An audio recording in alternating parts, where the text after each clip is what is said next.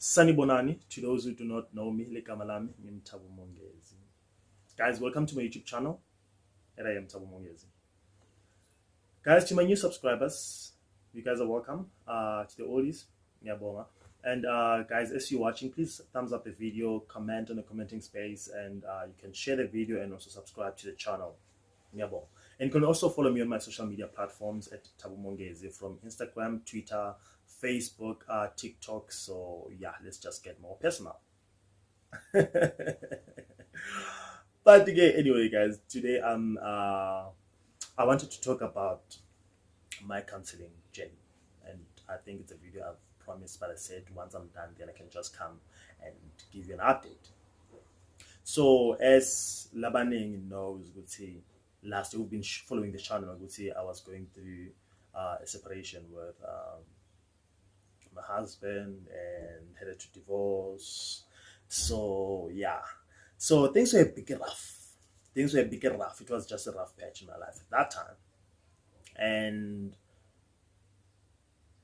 I wanted to, but then I think I dragged it. Procrastination. I dragged going for counseling. I was like, oh no, it's fine, I'll go on a later stage.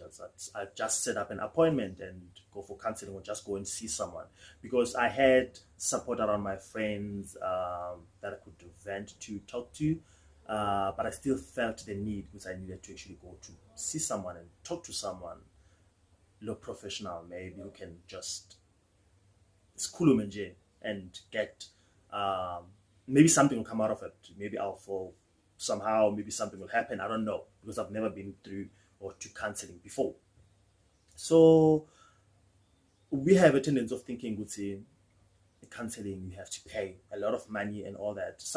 There's some counseling where my therapists, psychologists and all that you can actually pay, and there are those who can actually go there and not even have to pay a cent, So would say I had a friend who referred me to this organization, Queer Wall, and I'll just try and put their WhatsApp numbers, because what they do, how I did it, I got their numbers, the WhatsApp, I send them a text. I think they just send you a response where you actually have to write like your name, your surname, your age, what you think is a problem, what's your problem, what you're going through at that time and all that. Then they can actually they can have someone who will call you, then you can take it from there, and how the counseling is going to go, and organize and arrange for that. So that's what I did, and they offer 4 sessions.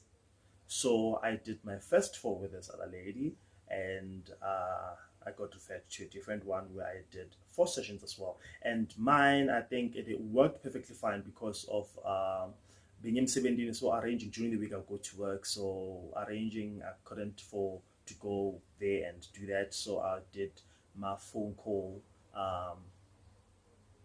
counseling sessions, which they took over an hour, like once a week. So yeah, I went through the counseling, and I was speaking to someone. I think because I did it like 8 times, so it was like for 8 weeks, because it was once a week. So for over an hour in that day. So some things would take them really light, and think was just talking to someone. But what I know, and this was a personal decision and choice, could say, when you go, even if you're to interact with someone face to face, if you are not being honest with yourself about your situation, and being honest about each and every little detail, then you're not doing yourself justice. You are not helping anyone. Chances are you're also not going to find the help that you are looking for, because you are going to sugarcoat or make sure that you are put in the right light. So the next person, whatever the situation is to blame, So that was a personal decision that I took upon myself. Could say, I want to go through this journey, and the first thing is to be honest with myself and about my situation, and be as honest as I can through the journey, so I can find the healing or the help that I wanted.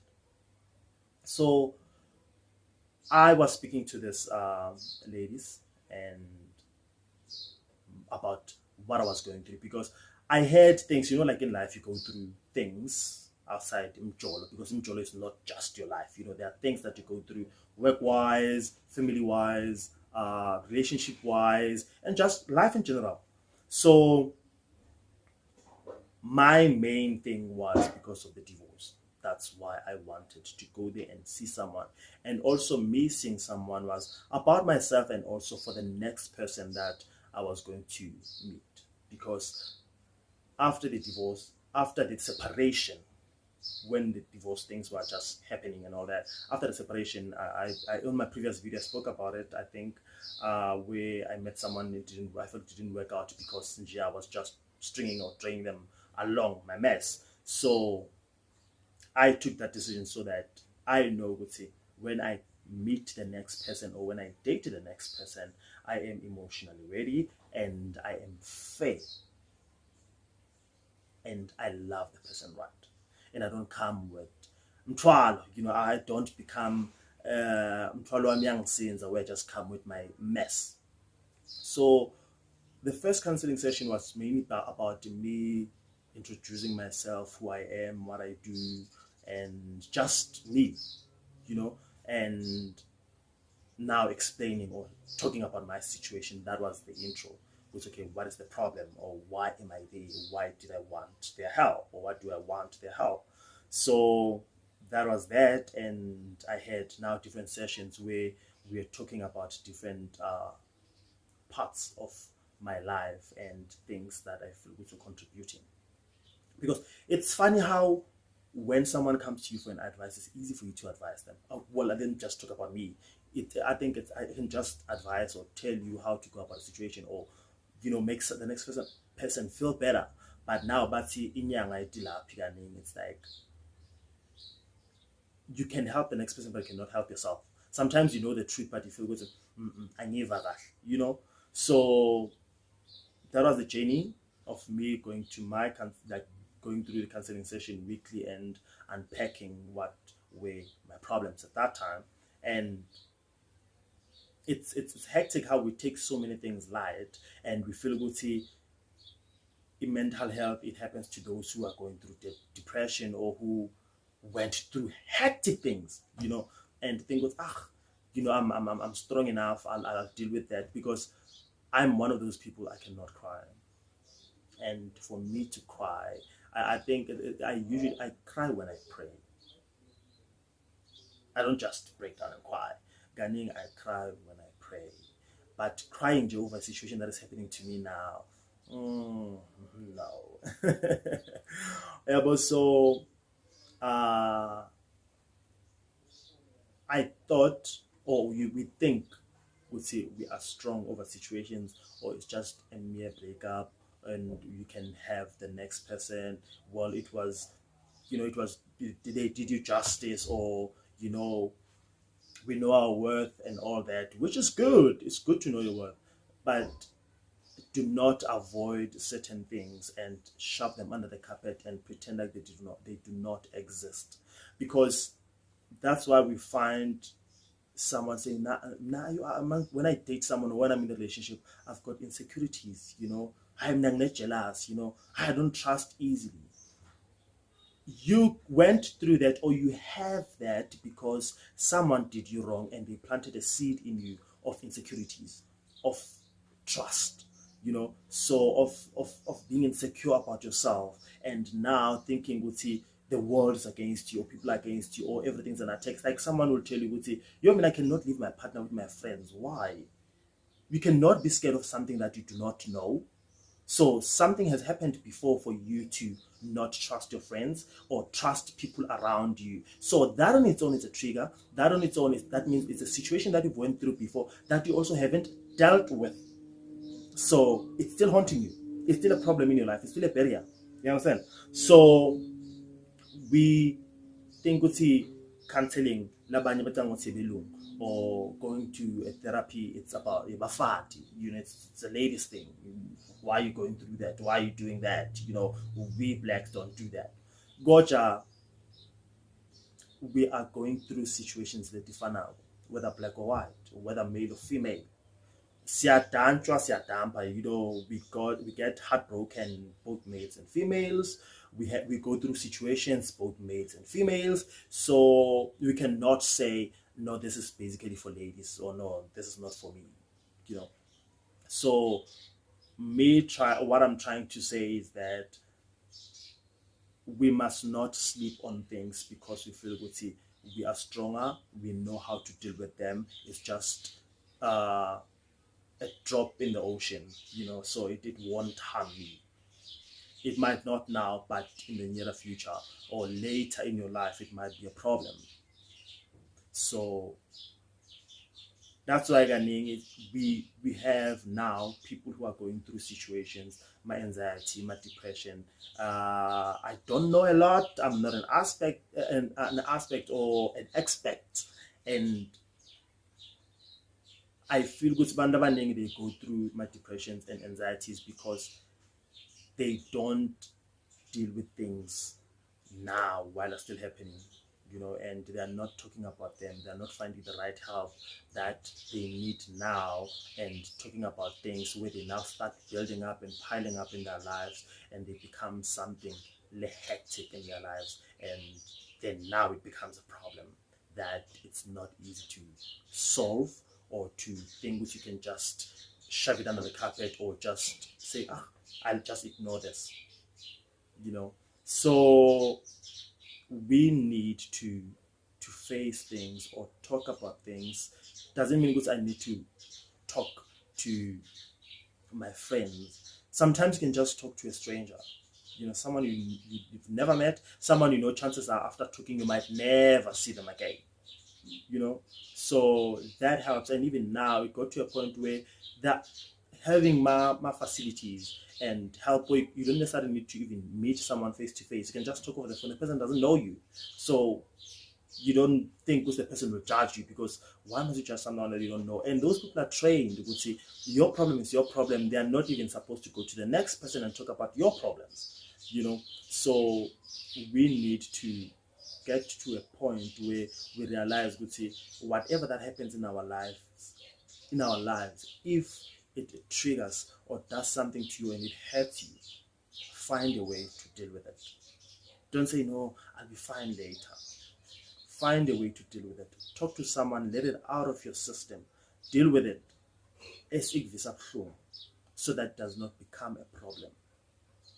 So meaning my counseling journey helped me to speak out. I was speaking out to my friends, venting out to my friends, like my very close friends. We were just talking, but you can go to an extent, you know, and some things you'll feel goes, what is bang judge, you know, but a counselor is someone who doesn't know you know, so you just have to just let it out and speak. So I went through that, having to speak and let things out of my system. So that for me was healing on its own. That was for me was healing on its own. That's where I found the most peace, I think, and forgiveness, and knowing, this is what I knew, but I don't know if I needed someone to actually put stamp on it, or what, because I knew, there are things I cannot control.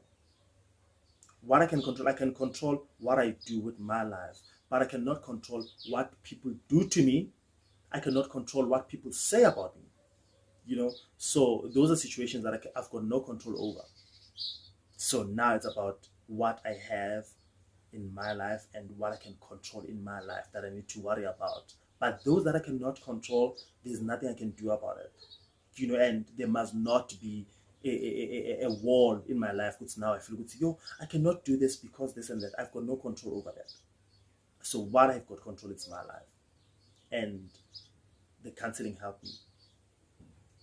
So, okay, guys, let us try to speak out if we're going through things, if we're going through situations. Let us vent out to our close friends. If you feel close friends, venting out to them, tomorrow they'll be gossiping about your shende. Have someone, a complete stranger, someone you'll a rank, someone you'll somewhere when you're doing shopping. You know, we have people who care to listen. I work in a mall where people come to buy, not really to buy, to just browse around. When you ask them if you need some assistance, they just vent out, they talk, and you realize, people are going through things. and all they need is just an ear. You don't necessarily need to have answers, but just to give them an ear and listen. That's all we need, because the thing is that we have each other. We need to be there for each other. We need to help each other. We need to listen to each other. We need to stop this thing. We see, like, if someone is going through a situation, then you laugh about it just because it hasn't happened to you. It's a joke. You laugh about it. You don't know what the future holds. Kusasa livili, life is like, it turns. Yajika. Tomorrow it's me, tomorrow it's you. It happens to everyone. Don't laugh about people's situations if you haven't been there.